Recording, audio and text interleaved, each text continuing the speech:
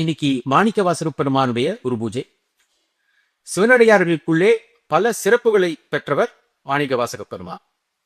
எல்லாரும் சிவபெருமானை பாடி பணிந்து தவம் செய்து சிவபெருமானுடைய அருளை பெற்றவர்களாக இருந்தால், மாணிக்கவாசகர் எதுவுமே செய்யாமல் அவர் பாண்டிய மன்னனுடைய அமைச்சராக இருந்தார். அவரை குதிரைகள் வாங்குவதற்காக பணம் கொடுத்து பாண்டிய ராஜா அனுப்பினார். ஆக குதிரை வாங்க போகிற வழியிலே சிவபெருமான் அவருக்காக காத்து கொண்டிருந்தார்.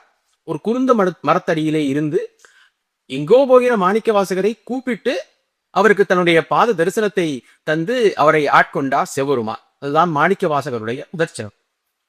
அதற்கு பிறகு நடந்த விஷயங்கள் எல்லாம் நமக்கு தெரியும். அவரை கோவில் கட்ட சொன்னது, அந்த காசு குதிரைகள் வாங்க சொன்ன காசை கோயிலுக்காக அவர் செலவழித்தது. அதனால் காட்டில் உள்ள நரிகளை குதிரைகளாக மாற்றி பாண்டியராஜனிடம் சிவபெருமானே வந்து கொடுத்தது.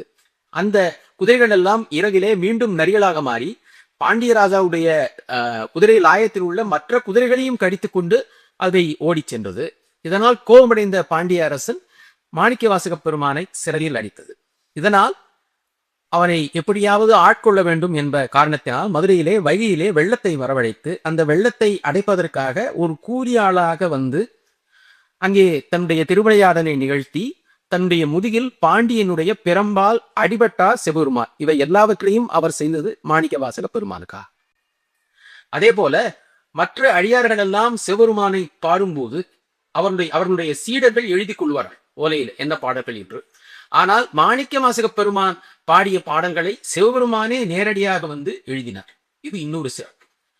சைவர்களுக்குள்ள கோவில்களிலே கோவில் என்றால் அது சிதம்பரத்தை தான் குறிக்கும். அத்தகைய சிதம்பரத்திலே முக்தியடைந்த பேணு பெற்றவர் மாணிக்கவாசகர்.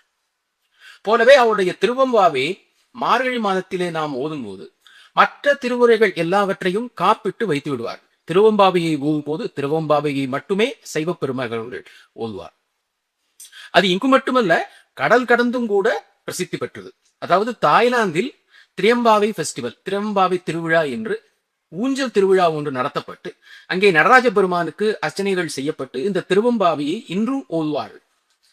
தாய்லாந்தினுடைய அரசருக்கு எப்பொழுதெல்லாம் பட்டாபிஷேகம் நடக்கிறதோ அப்பொழுதெல்லாம் அங்கே ஓதப்படும் ஒரு முக்கியமான நூல் திருவெம்பாவை. இப்படி கடல் கடந்தும் பல பெருமைகளை பெற்றவர் மாணிக்கவாசகர் அவருடைய நூல். ஆகவே இந்த நல்லாரிலே மாணிக்கவாசக பெருமானை நாம் வழிபட்டு சிறப்புடி.